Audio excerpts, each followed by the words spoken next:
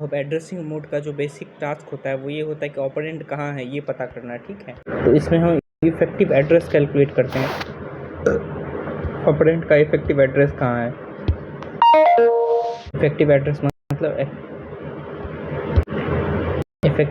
मतलब actual address of the operand, ठीक। तो अब देखो, अब हम एक एक करके सारे एड्रेसिंग मोड्स को देखेंगे। और एड्रेस में 3 चीज़ हो सकता है, मेमोरी एड्रेस हो सकता है, या फिर रजिस्टर एड्रेस हो सकता है, या फिर इमीडिएट फील्ड हो सकता है, कांस्टेंट हो सकता है, वैल्यू हो सकता है। और ये कौन सा एड्रेस है ये कौन बताएगा? ये मोड फील्ड बताएगा। ये मोड फील्ड जो होता है वो बताएगा कि मेमोरी एड्रेस है, कि रजिस्टर एड्रेस है, कि इमीडिएट फील्ड है, कांस्टेंट है, वैल्यू है, ठीक है। तो अब इंस्ट्रक्शन में ऑप कोड होता है, मोड फील्ड होता है और एड्रेस होता है, ठीक। तो अब ये एड्रेस कौन सा एड्रेस है? रजिस्टर्ड एड्रेस है, मेमोरी एड्रेस है, या फिर इमीडिएट फील्ड है, उसको पता करना है। तो ये हमें एड्रेसिंग मोड बताता है, इफेक्टिव एड्रेस कैलकुलेट करके बताता है। और ये मोड फील्ड बताता है कौन सा एड्रेस है, ये मोड फील्ड बताता है। तो एड्रेसिंग मोड में हमें इफेक्टिव एड्रेस कैलकुलेट करना रहता है। इमीडिएट एड्रेसिंग मोड जैसे यूज़ कर रहे हैं तो कौन सा एड्रेस मिलेगा और क्या डेटा मिलेगा, हम ये यहाँ पे देखेंगे, ठीक है। तो अब ये इमीडिएट एड्रेसिंग मोड में देखो, आई या हैज़ इसका सिंबल होता है। In this addressing operand are present in the address field of the instruction. Operand जो होता है इंस्ट्रक्शन के एड्रेस फील्ड में प्रेजेंट होता है, ठीक है।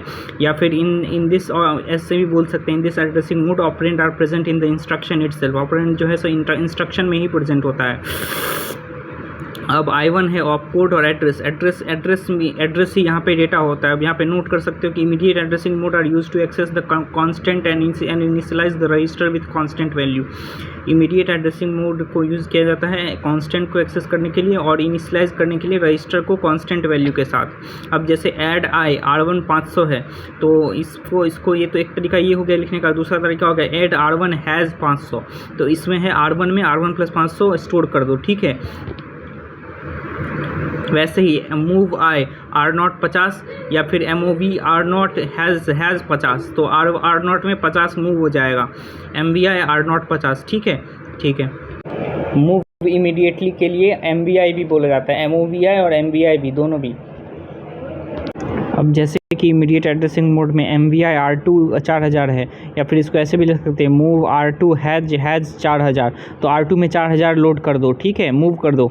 मूव R0 हैशटैग 600 या फिर MOVI R0 600, तो R0 में 600 मूव कर दो। ऐड आई R1 4000 या फिर ऐड R1 हैज़ 4000, तो R1 में R1 + 4000 को स्टोर कर दो, ठीक है। Add I R4 600, add R4 has 600, तो R4 में R4 + 600 ऐड कर दो। अब यहाँ पे एड्रेस है 4600, मेमोरी में 4000 पे 600 है और 600 पे 11 है, ठीक है। तो एड्रेसिंग मोड में हम खोज रहे होते हैं क्या डेटा मिलेगा और कहाँ मिलेगा, ठीक है। क्या मिलेगा वो तो ऑपरेंड हो गया, डेटा होगा, और कहाँ मिलेगा वो हो गया इफेक्टिव एड्रेस, ठीक है। अब देखो इमीडिएट एड्रेसिंग मोड का कुछ लिमिटेशंस है, सम लिमिटेशंस। पहला, immediate addressing mode can never be used as a destination address. Immediate addressing mode को डेस्टिनेशन एड्रेस की तरह यूज़ नहीं किया जा सकता। It can be used only as source address, केवल सोर्स एड्रेस की तरह यूज़ किया जा सकता है। Because destination must require storage and constant does not have any storage, ठीक है। तो ऐड आई 500 R1 हम नहीं लिख सकते, ऐड आई R1 500 ही लिखना होगा।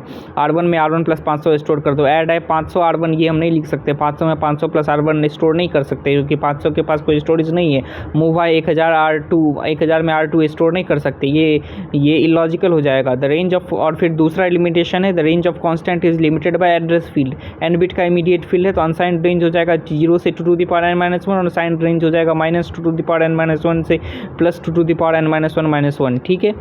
ओके, अब यही हो गया हमारा इमीडिएट एड्रेसिंग मोड, यहीं पे ख़त्म, ठीक है। अब हम देखेंगे मेमोरी डायरेक्ट या फिर एब्सोल्यूट एड्रेसिंग मोड, ठीक है।